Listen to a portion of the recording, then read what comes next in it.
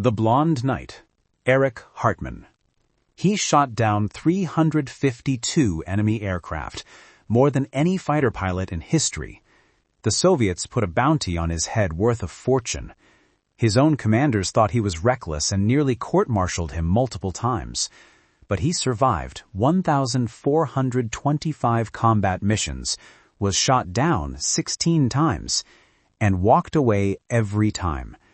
The Russians called him the Black Devil. His enemies feared him. His wingmen worshipped him. This is the story of the deadliest fighter ace in aviation history, a 22-year-old who became a legend in the sky. Stay until the end to discover what he did after the war that made his former enemies respect him even more than his combat record. Erich Alfred Hartman was born on April 19, 1922, in Weissach, Wittenberg, Germany. He entered a world still recovering from World War I's devastation, a Germany humiliated by the Treaty of Versailles, economically devastated and politically unstable. His father, Alfred Erich Hartman, was a doctor who had served as a military physician during World War I. His mother, Elisabeth Wilhelmine Machtolf, was a pioneering woman, one of Germany's first female glider pilots, who had earned her pilot's license in 1911 when aviation was still experimental and dangerous. Young Erich, called Bubi, little boy by his family, grew up in a household where aviation was celebrated and encouraged. His mother's passion for flying shaped his entire childhood. She took him to airfields, showed him gliders and aircraft, and taught him that the sky was a place of freedom and possibility. In 1920s Germany, where economic hardship and political turmoil dominated daily life, aviation represented escape, adventure, and a connection to Germany's pre-war technological achievements. The Hartman family struggled financially during Erich's childhood. Germany's economy collapsed in the 1920s, with hyperinflation destroying the value of savings and making daily life a struggle for middle-class families. Dr. Hartman worked constantly, but could barely provide for his family. Elizabeth supplemented their income by teaching flying lessons and taking passengers on aerial tours. Young Erich watched his mother work tirelessly, maintaining her independence and passion for aviation despite economic hardship. In 1928, when Erich was 6 years old, the family moved to China. Dr. Hartman had been offered a medical position in Changsha, providing better income than he could earn in Depression-era Germany. The family lived in China for 2 years, during which Erich experienced a completely different culture and learned some Chinese. But China was politically unstable, with civil war between nationalist and communist forces making life dangerous for foreigners. In 1930, the family returned to Germany, settling in Weil im Schönbuch, a small town in southwestern Germany. Back in Germany, Elisabeth Hartman resumed her aviation activities. She joined a local gliding club and began teaching young people to fly gliders. Gliding was popular in Germany during the 1930s.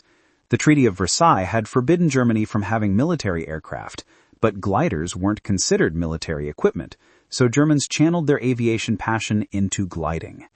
Thousands of young Germans learned to fly gliders, developing skills that would later translate to powered aircraft.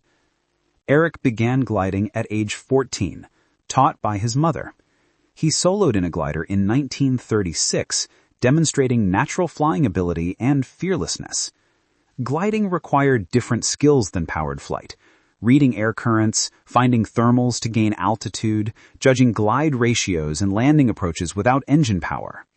Erich excelled at gliding, winning several junior competitions and earning a reputation as a talented young pilot. His mother watched proudly as her son developed the same passion for flight that had driven her own life. But Germany was changing dramatically. Adolf Hitler and the Nazi Party had taken power in 1933, transforming Germany from a democratic republic to a totalitarian dictatorship. Hitler repudiated the Treaty of Versailles and began secretly rebuilding Germany's military, including the Luftwaffe, the German Air Force. Young Germans were encouraged to learn flying through organizations like the Hitler Youth, which operated gliding programs designed to identify and train future military pilots. Erich joined the Hitler Youth Gliding Program, not because of political ideology, but because it offered advanced flight training. Like most teenagers, Erich wasn't particularly political.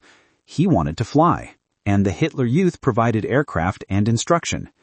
He progressed quickly through the program, transitioning from basic gliders to more advanced sailplanes, developing skills in aerobatics, navigation, and precision flying. By age 18, Erich had logged hundreds of glider flights and was one of Germany's most accomplished young glider pilots. In October 1940, at age 18, Erich enlisted in the Luftwaffe. Germany was at war. Poland had been conquered, France had fallen, and the Battle of Britain was raging. The Luftwaffe needed pilots desperately, and Erich's extensive gliding experience made him an ideal candidate for fighter pilot training. He entered the Luftwaffe's pilot training program, beginning the transformation from glider pilot to combat fighter pilot. Luftwaffe pilot training was excellent, among the best in the world. Students learned aircraft systems, navigation, aerobatics, gunnery, formation flying, and combat tactics. The training was demanding and dangerous. Accidents were common, and weak students were eliminated. But Erich excelled. His gliding background had given him exceptional feel for aircraft, understanding of aerodynamics, and ability to judge distances and speeds instinctively. He progressed quickly through training, demonstrating natural talent for combat flying. But Erich's personality nearly ended his career before it began. He was irreverent, undisciplined, and often clashed with instructors who demanded strict military discipline. He wore his uniform sloppily, challenged authority, and demonstrated what instructors considered dangerous overconfidence. His flight skills were exceptional, but his attitude was problematic. Several times he nearly washed out of training due to disciplinary issues. Only his obvious flying talent saved him. In October 1942, Erich completed pilot training and was assigned to Jagdgeschwader 52, JG-52, a fighter wing operating on the Eastern Front against Soviet forces. JG-52 was one of the Luftwaffe's most successful fighter wings, with numerous aces and a culture of aggressive, effective combat flying. Erich was 20 years old, freshly trained, and about to enter the most intense aerial combat of World War II. Erich made a crucial decision as the war ended. Western Allied forces were approaching from the west, while Soviet forces approached from the east. German soldiers who surrendered to Americans or British were generally treated reasonably as POWs. Those who surrendered to Soviets often faced brutal treatment or death. Erich and his squadron flew west, surrendering to American forces, hoping for fair treatment. But the Americans, following agreements made at Yalta, turned German POWs captured in their sector over to Soviet authorities. Erich and his squadron mates were handed to the Soviets in May 1945. It was the beginning of a nightmare. The Soviets considered Erich a war criminal. He had killed hundreds of Soviet pilots. They sentenced him to 25 years hard labor in Soviet prison camps. Erich spent 10 years in Soviet captivity, from 1945 to 1955. The conditions were brutal.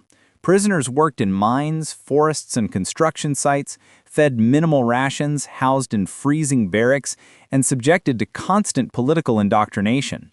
Many prisoners died from exhaustion, disease, or cold. Erich survived through physical toughness, mental resilience, and refusal to cooperate with Soviet attempts to use him for propaganda. The Soviets repeatedly tried to get Erich to denounce Nazi Germany, confess to war crimes, and cooperate with communist propaganda. They offered him better treatment, early release, even comfortable positions if he would make propaganda statements. Erich refused every offer.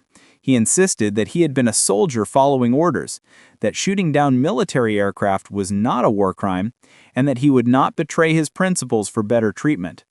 His stubborn resistance earned respect from fellow prisoners, but prolonged his captivity. In October 1955, West German Chancellor Konrad Adenauer negotiated the release of German POWs still held in Soviet camps. Erich was among those released. He returned to West Germany after 10 years in Soviet captivity, physically damaged but mentally unbroken. He was 33 years old, had lost 10 years of his life, and returned to a Germany dramatically different from the one he had left. Erich faced difficult choices about his future. He was famous, the highest-scoring fighter ace in history, but that fame came for fighting for Nazi Germany. Post-war Germany was trying to distance itself from the Nazi past, and military heroes from that era were often viewed with suspicion or outright hostility. Erich had no education beyond high school and pilot training. His only skills were flying and combat. In 1956, West Germany began rebuilding its military as part of NATO. The Bundesluftwaffe, Federal German Air Force, was created and experienced pilots were needed. Erich joined the new West German Air Force, commissioned as an officer, but his transition to post-war military service was difficult. Modern air forces emphasized following orders and political reliability. Erich still had the same irreverent, undisciplined personality that had caused problems during World War II. Erich's career in the Bundesluftwaffe was controversial. He clashed with superiors over tactics, equipment, and training methods. He believed that German pilots were being trained on inferior American aircraft, F-84 and F-86 fighters, using tactics that didn't suit German fighting style. He advocated for purchasing better aircraft and training pilots in aggressive tactics similar to what had made German pilots effective in World War II. But Erich's most important post-war contribution came in the 1970s and 1980s. He became an advocate for reconciliation between former enemies. He attended Air Force reunions where former Soviet, American, British, and German pilots met and discussed their wartime experiences. He wrote a memoir, The Blonde Knight of Germany, describing his experiences honestly, acknowledging German military skill but not glorifying Nazi ideology. Erich also testified about Soviet prison camp conditions, providing detailed accounts of how Soviet authorities treated German POWs during and after World War II. He spoke about the difference between serving your country in wartime and supporting political ideologies. He had fought for Germany, not for Nazism, and maintained this distinction was important. Former Soviet pilots who had fought against Erich expressed grudging respect. Several attended reunions where they met Erich, acknowledging his skill while noting the tragedy that such skills had been employed in such a terrible war. These encounters between former enemies, sharing memories and finding common humanity, represented post-war reconciliation at its most personal level. Erich Hartman died on September 20, 1993, at age 71 of natural causes.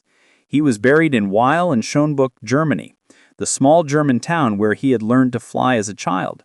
His funeral was attended by former Luftwaffe pilots, Bundesluftwaffe officers, and several former Allied pilots who had come to respect him. He died having never apologized for his wartime service, but also having never glorified the cause he had fought for. Erich Hartman's legacy is complex and debated. He was unquestionably the most successful fighter pilot in history. 352 confirmed victories, a record that will almost certainly never be broken given modern warfare's nature. His tactics and techniques are still studied in Air Force academies worldwide. His survival through 1,425 combat missions and 16 shootdowns demonstrated exceptional skill and luck. But Erich fought for Nazi Germany, a regime responsible for genocide and aggressive war. Modern historians debate whether his military achievements can be separated from the political context. Some argue that soldiers can be evaluated separately from the regimes they serve, that Erich was a professional pilot doing his duty. Others argue that fighting for Nazi Germany, regardless of personal motivation, makes one complicit in Nazi crimes. Erich himself addressed this question in his later years. He acknowledged that he had fought for Nazi Germany, but insisted that he had been a 20-year-old pilot, not a political leader. He had shot down military aircraft attacking German forces, not civilians. He had followed the rules of warfare, never strafed parachuting pilots or attacked civilian targets. He argued that soldiers shouldn't be held responsible for political decisions made by leaders they didn't choose. The moment that defines Erich Hartman's legacy came in a 1989 interview when he was asked about his 352 victories, whether he felt proud or guilty about killing so many men. Erich was silent for a long time, clearly struggling with the question. Then he gave an answer that captured the moral complexity of his life. He said that every victory represented a Soviet pilot who died. He didn't know their names, didn't know if they had families, didn't know their stories. They were enemies trying to kill him and his comrades, and he killed them first. He felt no guilt about that. In combat, you kill or die, and he had done what was necessary to survive. But he also felt no pride. War wasn't glorious. The 352 pilots he killed were men like him, serving their country, and their deaths were tragedies, even if militarily necessary. That was Eric Hartman, the deadliest fighter pilot in history, a man who killed 352 enemy pilots and survived 10 years in Soviet prison camps. A legend who refused to glorify war, even while being celebrated for his martial achievements. His story reminds us that military skill and moral clarity are not the same thing, and that even the most successful warriors can be tragic figures when their skills are employed in terrible causes. The Eastern Front was dramatically different from aerial combat over Western Europe. Soviet and German forces fought along a front stretching from the Arctic to the Black Sea, thousands of miles of intense combat. The Luftwaffe was outnumbered but had better trained pilots and, in 1942, generally superior aircraft. Soviet pilots were brave but often poorly trained, flying outdated aircraft in mass formations that made them vulnerable to skilled German pilots. Eric's first combat missions were terrifying.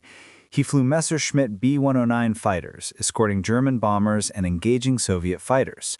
His first missions resulted in no victories. He was too cautious, too overwhelmed by the chaos of aerial combat.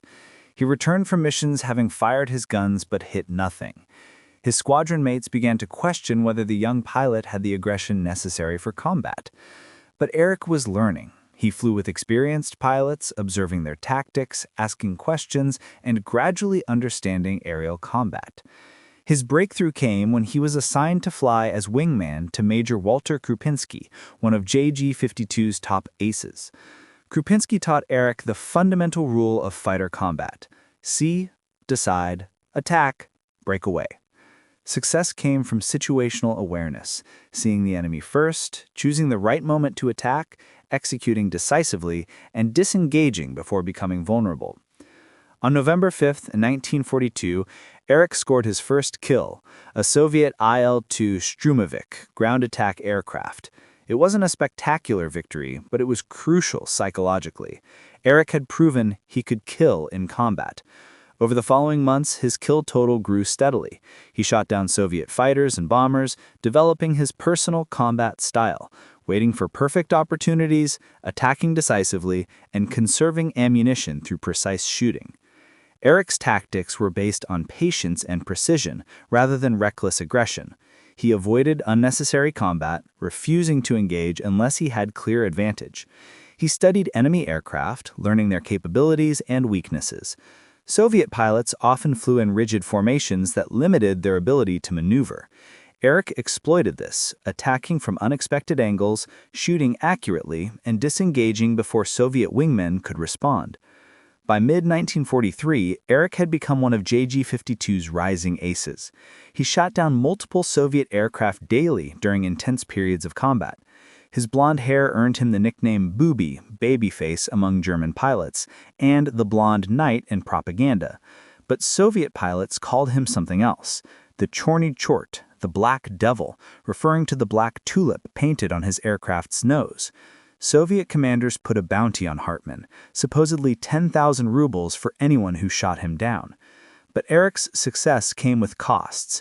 He was shot down 16 times during the war, not usually by enemy pilots, but by ground fire, mechanical failures, or being hit by debris from aircraft he had just destroyed.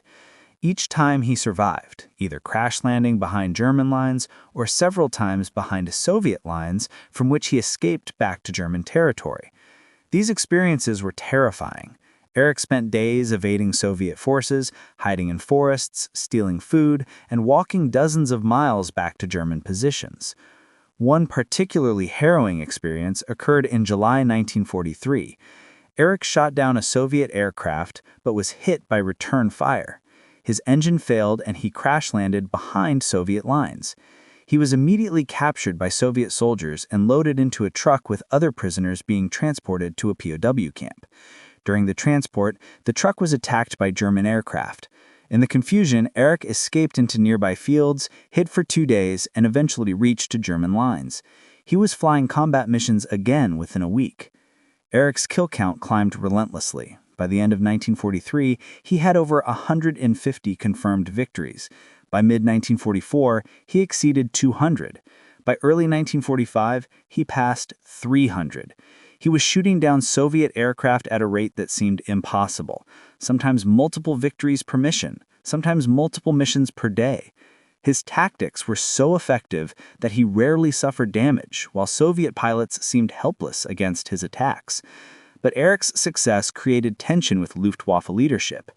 High-scoring aces were valuable propaganda, but were also expected to follow orders and maintain military discipline. Erich frequently ignored orders, refused missions he considered suicidal, and openly criticized German tactical decisions. He was grounded several times for insubordination. Commanders threatened court-martial, but Erich's kill count made him too valuable to punish seriously. He was shooting down more Soviet aircraft than entire squadrons combined. Erich's aircraft was distinctive, a Messerschmitt B-109 with a black tulip painted on the nose and a blonde heart on the fuselage, representing his fiancée Ursula or Ush Poch, whom he married in 1944. The black tulip became famous. Soviet pilots learned to recognize it and often refused to engage when they saw it. Some Soviet units reportedly had standing orders to avoid combat with the black tulip aircraft because the losses were too high. By early 1945, Germany was collapsing. Soviet forces were advancing into Germany itself. The Luftwaffe was running out of fuel, aircraft, and pilots, but Erich continued flying, shooting down Soviet aircraft even as German defeat became inevitable. He understood the war was lost but felt loyalty to his squadron mates and refused to abandon them. On May 8, 1945, when Germany surrendered, Erich Hartman had 352 confirmed victories, more than any fighter pilot in history, by a margin of nearly 100 kills.